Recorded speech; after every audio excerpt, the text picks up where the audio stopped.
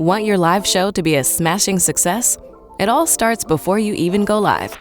Here's how to set up your show's visuals to maximize growth and discoverability.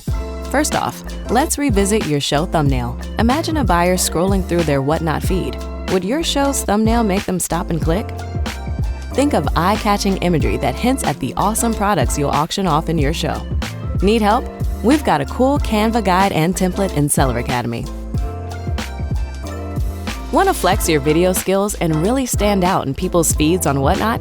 Add a short, punchy video preview. An upbeat preview on your show's highlights will get people excited to come to your show. Now let's talk about your show's product listings. High-quality product listings with clear descriptions and accurate photos not only attract buyers, but also boost your show's visibility. Put in the effort to make high-quality product listings, and your show will get surfaced when someone searches for products related to yours. Last but not least, let's talk about timing. Schedule your show at least a week out. This gives people on Whatnot time to save the date, share it with friends, and build the hype. Planning equals more viewers. You can share your show yourself on social media too. Whatnot's most successful sellers share their shows on social media like Facebook, Instagram, and TikTok.